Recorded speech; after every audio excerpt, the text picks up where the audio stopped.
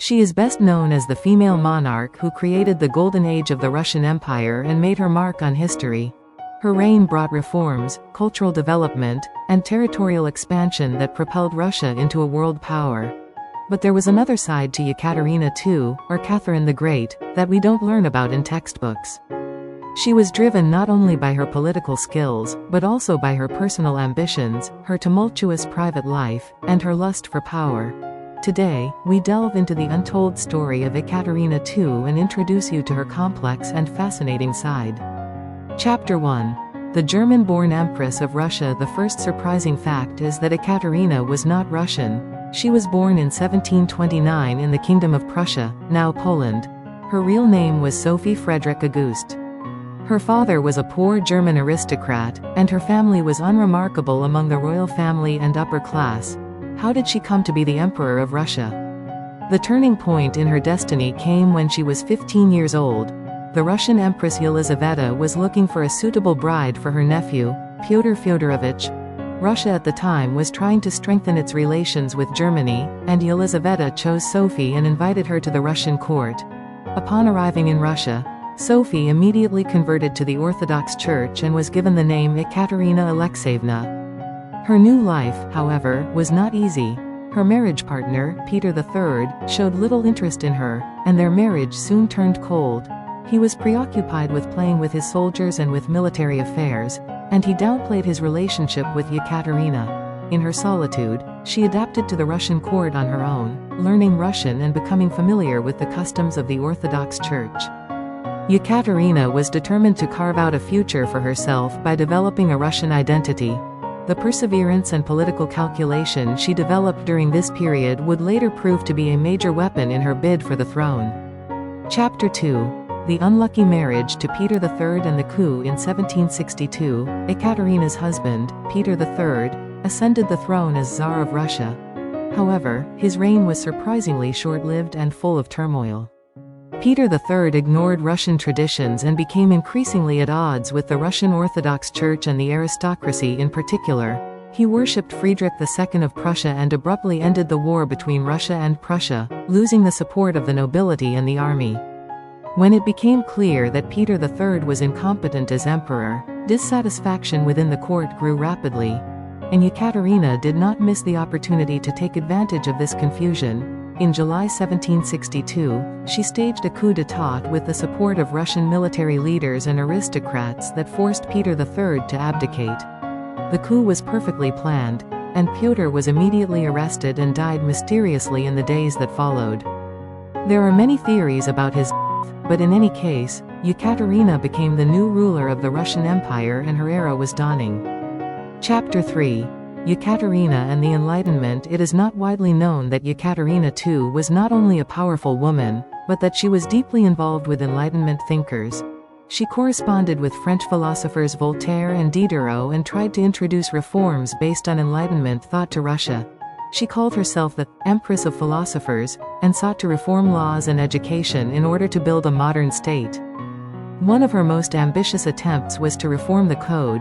She established the Great Code Commission, in 1767, which attempted to drastically revise the Russian legal system. However, this reform clashed with the social realities of the time and achieved little in practice, due to opposition from the aristocracy and the constraints of ruling over such a vast territory. Yekaterina's ideals were never realized. She also had a strong interest in education. Yekaterina established schools throughout Russia and focused on the education of women.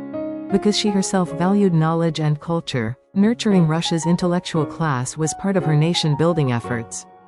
Chapter 4. Pugachevs Rebellion and the turmoil in the empire. Despite Yekaterina's Enlightenment ideals, her reign was also marked by large-scale rebellions. From 1773 to 1775, the Pugachev Rebellion broke out. Peasants, unable to bear the suffering of serfdom, rose up under the leadership of a man named Emelian Pugachev and threatened Yekaterina's rule. Pugachev posed as a survivor of Peter III and incited the peasants. His advocacy was a ray of hope for some peasants, and the rebellion quickly spread far and wide. However, Yekaterina took decisive action against this threat and mobilized the Russian army to put down the rebellion. Chapter 5. Foreign policy and Russian expansion. Another aspect of the reign of Yekaterina II that deserves special mention is her foreign policy. She greatly expanded the territory of the Russian Empire and established it as a European power. Through a skillful combination of diplomacy and warfare, Ekaterina expanded Russia's influence and strengthened the state. Her most famous diplomatic triumph was her success against the Ottoman Empire. The Russo-Turkish War, fought between 1768 and 1774, resulted in a decisive Russian victory, and the Treaty of Kuchuk-Kainarji, signed in 1774, greatly expanded Russia's influence on the Crimean Peninsula and the Black Sea. The war led Russia to expand into the south, gaining control of the Black Sea coast and providing an opportunity to strengthen its trade and naval power. In addition, the partition of Poland was another of Ekaterina II's major accomplishments. She, along with Prussia and Austria, divided Poland and incorporated a large part of it into Russian territory. In doing so, Russia increased its influence in Europe and expanded its borders westward. This territorial expansion was central to Russia's westward policy, and under Yekaterina's rule Russia emerged as a great power like never before. Another of Yekaterina's accomplishments in foreign policy was Russian colonial activity from Alaska to the Americas. During Yekaterina's reign, Russian imperial influence extended as far as the Pacific Ocean, with explorations further east beyond Siberia. Russian explorers ventured as far as the west coast of the United States in search of new territory, and later established Russian colonies in Alaska. Yekaterina II's diplomatic skills and military successes transformed the Russian Empire into a powerful presence between Europe and Asia. The vast territory and international influence established during her reign had a profound impact on Russia's later fortunes. Yekaterina was not only a domestic reformer, but also an empress of extraordinary skill in foreign policy. Chapter 6. The last years and legacy of Yekaterina II. The last years of Yekaterina II's reign were a time of building the future of Russia and her own legacy.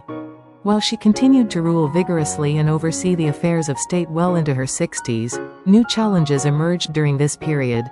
Maintaining the mighty empire she had built came with many challenges. One of her greatest concerns in her later years was the question of succession. Her relationship with her son Pavel was strained, and Yekaterina did not see him as a capable successor. She therefore planned to replace him with her grandson, Alexander. However, this plan was never realized as she died suddenly of a stroke in 1786. As a result, Pavel succeeded her, but his reign was very different from Ekaterina's last wishes. In addition, during the last years of Yekaterina's life, the influence of the French Revolution was beginning to spread to Russia. Although she herself was known as a supporter of the Enlightenment, as the revolution intensified she sensed its dangers and rapidly shifted to a counter-revolutionary position. Fearing that the turmoil in France would spill over into Russia's aristocratic society and political system, Yekaterina stepped up her efforts to maintain order at home. The last years of her reign were a time of reform, but also a time when she was aware of the limits of her reforms. However, even after her death, her influence remained in Russia for a long time. Her reforms were particularly influential in the fields of education and culture, and her reign was so prosperous that it is often referred to as Russia's Golden Age. The cultural legacy she left behind for Russia also had a profound impact on subsequent generations of the Russian Empire. The academic institutions, museums, and opera houses she founded formed the core of Russian culture, and their influence is still strong today. The reign of Yekaterina II was by no means perfect. There are many aspects of her reign that are criticized today, such as the strengthening of serfdom and the suppression of rebellion. However, her achievements are undeniable in terms of how she strengthened the Russian Empire and its presence throughout Europe. She tried to lead Russia in the spirit of the Enlightenment, while at the same time maintaining an absolute monarchy. The reign of Yekaterina II led to a significant territorial expansion of the Russian Empire and an expansion of its international influence. Through skillful diplomacy and warfare, she propelled Russia to great power and laid the foundation for modern Russia. The legacy of this female monarch continues to have a profound impact on Russia and the world today. How was it? If you liked this video, please like and subscribe to our channel. See you next time.